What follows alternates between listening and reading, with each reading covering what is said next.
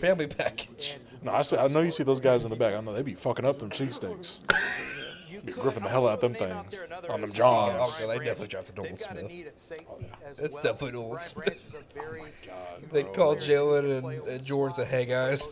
position. bringing the band back I think Brian together. Branch I'm is not also gonna lie a to you. smart, If they do capable take Nolan football Smith here, player I think the who's Eagles up win the the field draft. quickly and First gives you round. some of the Yeah, Chauncey from- Gardner That's a very fair I think argument. up there with yeah. elements It's a in very terms fair of how he argument. can The Texans define. obviously they did a great job, but it's like again, They're what, rebuilding too. what does those two picks do for them? Add 3 wins, And I made reference to the report. which is big for them. But you know. it's a good step in the stone as far as building block. But for sure, Philly, those would be like for sure impact players that actually get them a Super Bowl within the next year. Yeah. Because how do you stop that front seven? Just got to the Super Bowl. Reddick and Nolan on the edge, Jordan and Cox, and then Jalen Carter in the middle. How do you stop that? Let's get a couple You more don't. You just starts. pray. We're still trying to see if we can make You just some pray to get the ball off in time. Yep. Yeah, find God. where Find to God. the Super Bowl, maybe they are thinking a little bit more strategically long. That can't be the No, pick, actually, right? There's I no think way it's they strategically do long-term that. Because once you pay the quarterback, your Maybe defense a Brian has to Branch, be Brian loaded Branch, with Joey guys that are on Porter, cheap Brian deals. Nolan Cheap Smith, deals come from drafting guys. And so maybe Osiris you Torrance. invest I more mean, in the if you want to add, draft. bulk up the offensive line a bit more. Will Brian Levis. Branch should play like that corner, that nickel safety type pass role Will that you Lev- lost with Chauncey. Will Levis, no matter what. Well, No. Yeah, pick Will Levis. Will Levis, second round quarterback on the way. So maybe we go and get another pass. If the Eagles mess around here and get Nolan and Jalen Carter, If you take him in the Well, let me ask you this, Bucky. So, that Yeah, would bring back the. Now they got 3 Georgia boys. Well, 4. I mean, he's on a Kobe. 1-year Yep. deal. Damn. Maybe you go Joey Porter. that's Jr. an Ohio State. Or does he not Fuck fit it. In the this later rounds, draft Keely Ringo. Just become the damn Philadelphia Bulldogs. Might as well. The Georgia Bulldogs are just their minor league team. Yeah, but he played, They just developed him to go to the Eagles. Like he played. And they want to play zone. It's gonna be Nolan Smith. Hey man, I'm not gonna lie.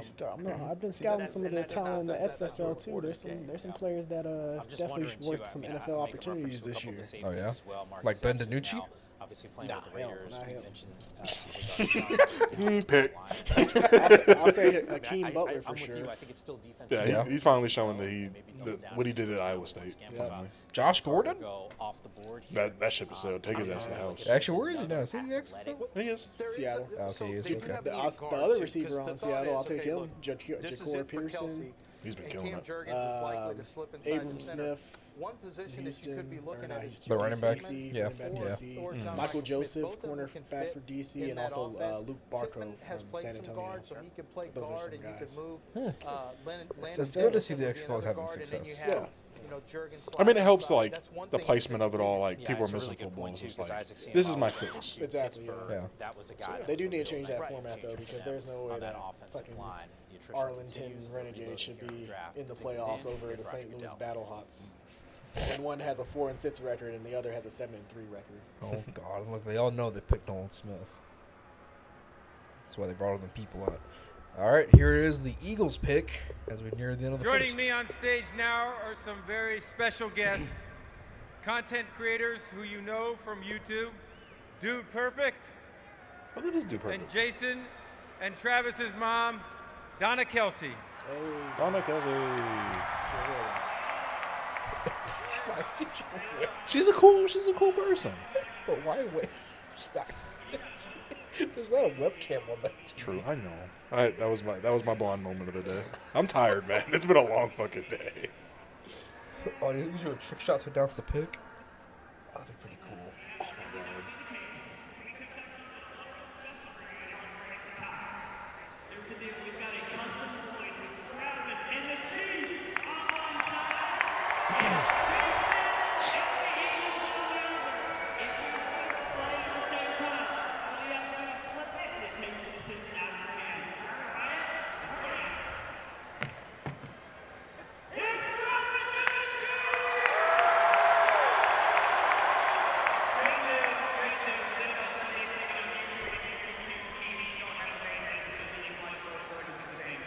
I love Deep Purple.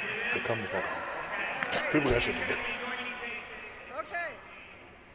With the 30th pick in the 2023 NFL Draft, the Philadelphia Eagles select Nolan Smith, linebacker, It's cooked. Georgia. It's cooked. It's cooked.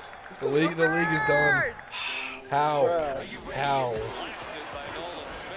We should have took another offensive lineman. Two-time college football. Should have took another one. Yeah, you gotta play him twice a year. I feel sorry for you, bud. Damn it. You gotta play him twice a year. How did the Eagles pull this off?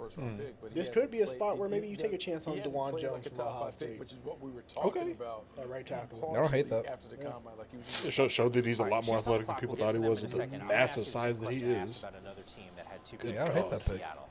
Okay. What's Man, the narrative? Chiefs What- just, what they should just it got be? it so Jalen Carter to good. get Nolan Them and the Smith. Eagles, man. Fuck. I still don't understand how the Eagles did absolutely nothing, and they came away with two of the best. Swinging on pedigree. And Defensive talents of the draft. it's different And things both for the guys have different been part players. of 2 The national tape was championships. great Just for don't Jalen understand it. Carter. For Nolan Smith, Mike Mayock somewhere's just fucking losing his mind. Just fuck. It should have been me. I could have done this. I was trying to lay the blueprint, and you just didn't let me work. like Seattle had yeah. Me and John had the plan. You have a guy with great tape in Jalen Carter. Then you have a guy with But great all traits messed up with in Nolan Henry went Smith. to jail. I'll tell you something else that's interesting. And then Nolan David Smith, Arnett went threatening consider people on this too. Instagram Nolan Live. Smith was on the same That team was with- the That was with wild. Jalen That was a Carter day when he on was at his Instagram. best. The Instagram, Twitter. That Instagram was. Live, bro. Guy. So this Oh may my be God. yet I another just don't pick get it. to try to surround How do the Raiders Jalen belch all Carter those draft with picks? guys who know 'Cause him, they're the guys who can Raiders. be That's true. positive influences in his same age group as well. Ooh, Josh Downs. Besides That would be But they nice always for gonna hang Kansas City. together. So when you think about you, What if they bring take in Will Kobe Levis? Dean, But again, like you Jordan said, Davis, Sky Moses Why, Malone, though? whatever. Those 4 guys Motivate are Pat going to hang Mahomes. together at the facility. Like that man He needs can't any get more. comfortable with his job. Like that man needs any more motivation. Yeah. Chet Henny came in and won games last year. Shit, you know what he got motivation for? He's pretty much halfway there catching Brady. Hey, he wouldn't have those 2 Super Bowls if not for Chet Henny. On a Zoom, you get him for like 2-3 minutes. giving him that. Hey, The Chet la- Henny put two clutch drives together in 2 seasons. The last thing the NFL needs is a pissed off Patrick Mahomes. Like, no, I don't think anybody from the AFC's ever got a chance if you do that. All right, guys. I had him the other week. Let's and I came go. away from that interview and I was I'm like, him. He's a really nice kid. Travis. So at the X, Y, combine, I double was Z, at the banana, Panini drag. Stadium, players were having their Take Michael Panini Mayer, cards man. made, and Now, he comes I'm So- telling so- you, the booth. you just play Travis as a wide Walks receiver right at that over to our point. table. It was You me give him and a the guy Jimmy from Graham Panini, role. a marketing Man, sports that marketing just guy, and one having of a the Michael guys Mayer from and the like Kelsey's not, he's not the best run blocker in the world, but his big body and he's tenacious and he tries. He gets in the So way. anyway, Exactly. I'm getting hungry. Man, that helps the run game so anyway, much. this motley And now you don't have a crew is Blake also Bell there. being the He number comes 2 over, guy. Like you "Gentlemen, really how have we somebody doing? that's I'm super Nolan Smith. capable And and it's is like, young, has youth on their wow, side. this is a Because professional- Michael Mayer's only you know, 21, he just so came right Yep. over and Man, he just that's carries such a good himself pick. there. Again, You like know I'm what just I mean? thinking, And like when you start it's hearing very stories simple. out of I'm Georgia just having Kelsey about line up his as a wide football receiver character X at all the day. Okay, it all I mean, makes we sense. say that, but then again, like how Dude, I practical is think that really? he's Because gonna then be you an alpha, not lose the ability to really bust deep plays from that Guys are position. watching us right now and saying, It's well, like you know on what? paper, Hey, like you just want to. these guys are It just gonna allows the turn Chiefs it to on get and really forward. gimmicky A, with what not they can everyone do can with do Travis it. Kelsey. Yep. And B, the ones who do don't always Why do do they all it. stand? Does nobody sit in these war Like, how rooms? many you guys? I mean, you're Well, evaluating. they're probably sitting until it's their pick, and then it's like, oh, like, 'cause, you want I guess so. That's being a 10 something, but okay. something a little showy for the camera. Pick here, since this is the last one. Yeah. So the last pick of the first round here, gentlemen. Who do we think it is for the Chiefs? So I heard a while back from Michael Mayer. a guy who Michael just Mayer. said, Lance, stick Jalen Sneaky Hyatt, pick, 31, Isaiah and you're Forkley, gonna look smart. the defensive end at Notre Dame. Oh, Foskey. Foskey. I'll go with my own sneaky pick here. They were really in on Zay Flowers. I think one receiver who still could have snuck in the first, Jonathan We'll Mingo see. from I mean, they have an older tight end right Jonathan now. Mingo, They may okay. look A.J. to go Brown Michael Mayer, but he's clone. not dynamic. Baby So AJ Brown, it's what they interesting call that you him. mentioned this. I was To be informed determined. by the stat research team is the best in We business, say and AJ I Brown. wish He I could remember end up the being exact Laquan number. Treadwell. Don't want to do that. Don't do that. No, we don't want that. No siree. Think about it. In terms Do of not want to air wish yard that upon any of these touchdowns, wide They receivers. were either like the last or second to last in the NFL, which Really? made me think exactly. That's what I said. I actually asked them 3 times. It feels to weird only double-check having it, and 31 they were picks. like, Yammer, it's right. So I thought Hyatt could be the Yeah, pick. thanks, We'll find John. out. Thanks. It hasn't happened Commissioner before. Roger It Goodell. happened a couple years ago with the Patriots. That's crazy though. That fucks somebody out of millions of dollars not being able to get taken. Just saying. You ruined someone's dreams. All right, guys. With the last pick in the NFL draft of the first round, here are the Chiefs. I hope that trophy falls. Damn. How about it, Kansas City? Oh, okay. It doesn't sound very loud. With the 31st pick of the 2023 NFL Draft, the Kansas City Chiefs select Felix Enrique Uzama, defensive end, Kansas State. Okay. So I got lied to. That's okay. that's a good pick. I'm going to text that guy and tell him to lose my You number. mentioned you want to get your true defensive end. Defense, to be honest with you, I thought wide receiver was going to be the Yep. Kind of actually has that same build as Frank Clark, 6'3", 255. Right. All the wide out. Like it's like Just don't jump off sides all the time. Or line up off sides. It's just sports. So you got to remember, homegrown they lose talent Frank from Clark. Kansas They lost Frank State. Clark. Yep. Chris Jones has the bump inside. Yes, last year. I'm not, a not lot mad about of this it, pick. but Yeah, They I like don't really have. Yeah, a he competent definitely graded pass out to rusher late first. on the other side. A part of Chris the. Jones- I feel like him and Will McDonald were like very interchangeable for a lot of teams, but as we saw, went in 15 to the Jets. So The effort's going to be there. Yeah. And Michael production Mayer they is got a out of Georgia second-round pick, another a high two-time energy guy. All-Pro tight They're end. going to face All-American, certain no, teams bro. that are chasing points. All-American. Effort Damn. is going to get So us again, You're saying there's a chance, Mike. nah, he's not making it 51. So So, Michael Mayer, Joey Porter Jr., Will Levis, Will Levis, Brian Branch, Darnell Washington. Darnell Washington, Osiris Torrance. Yep. All those guys who we thought potentially could go around one end up falling into the second, which will only make all this more interesting day two tomorrow in these early picks. Who trades up to get aggressive in day two. Really quick, guys, give me one winner, one loser of the NFL draft. Who do y'all think? Who are y'all winners? Y'all's winners and losers. I think we talked about it Yeah, earlier. winners, Eagles and Texans. The two teams with two pits in the Yep. first round. Yep. They nailed both those pits perfectly. Very much so. I think, like we said, with Philly, it's the moves they made. Obviously, they're going to be ready to compete for a championship next year. With Houston, this is a great stepping stone, a great building block for this franchise. Because, quarterback and pass rusher, like I said earlier, are the two most important positions in the NFL.